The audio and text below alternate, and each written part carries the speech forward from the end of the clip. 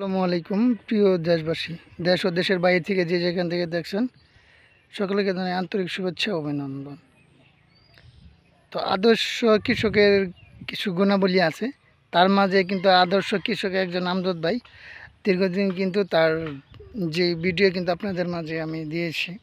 কেন আদর্শ কৃষক বললাম, তিনি কিন্তু আসে প্রত্যেক দিন, কিন্তু তিনি সরজমিনে আসে, দেখে গাছ দেখে, তারপরে কিন্তু তিনি এই ট্রিটমেন্ট নেয়, গাছের কি অবস্থায় আছে না আছে সেটা কিন্তু তিনি পর্যবেক্ষণ করেন প্রত্যেক দিন।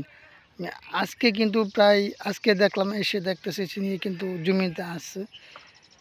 দেন তার পরবর্তীতে আমি কিন্তু দেখছি অনেক দিন কিন্তু আপনাদের মাঝে ভিডিও দেওয়া হয় না আমজদ ভাইয়ের, কারণ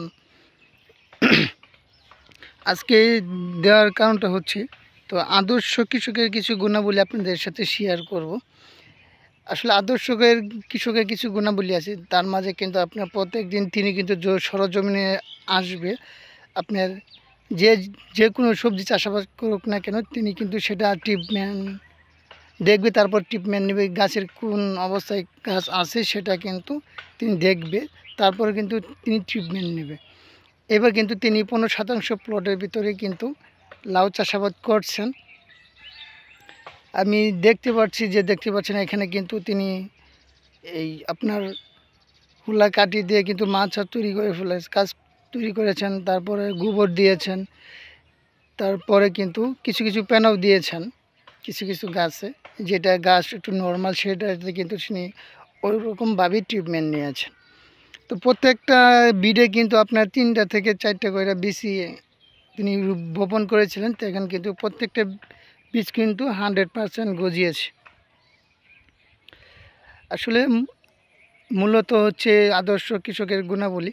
তো সরজমিনে আসবে, দেখভাল করবে, তারপরে প্রতিদিন কিন্তু ট্রিটমেন্ট নেবে। এই কাজটি কিন্তু আমজাদ ভাই সবসময় করে থাকেন। প্রত্যেকটা যে কোনো সবজি চাষাবাদের ভিতরে যে কোনো কিনে হোক না কেন, আজকে যে কাজটি করেছেন তিনি কিন্তু লাউ চাষাবাদে যে দেখতে পাচ্ছেন বিডে কিন্তু ট্যাঙ্কি সহ কিন্তু দেখতে পাচ্ছেন, এটা কিন্তু আসলে বিষ বা ভিটামিন প্রয়োগ করছেন না। আজকে তিনি কিন্তু পানি দিয়েছেন। পানিটা দেওয়ার উদ্দেশ্যটা হচ্ছে লাউয়ের গুঁড়া হয়তো বা সাদা হয়ে গিয়েছে, সেখানে আপনার পানি একটা সংকট ছিল গাছের, তিনি যা বললেন, আসলে গাছ একটু সাদা টাইপের হয়ে গিয়েছে, সেখানে কিন্তু পানি দিলেন জমিতে বা এই বিডে। তা তা হচ্ছে সেটা হচ্ছে ট্যাঙ্কির মাধ্যমে, যাতে করে আপনার পানিটা যাতে বেশি না হয়, সেই কারণে কিন্তু আপনার এই কাজটি করছে, যে পরিমাণ মতো কিন্তু তিনি প্রত্যেকটা গাছের গোড়াতে দিয়েছেন, অতিরিক্ত যাতে করে পানি না পড়ে। কারণ অতিরিক্ত পানি পড়লে গাছ হেলে যেতে পারে, বা অতিরিক্ত পানি শোষণ করার ফলে কিন্তু আপনার গাছে অন্য কোনো সমস্যা হতে পারে, যে কোনো সমস্যা হতে পারে।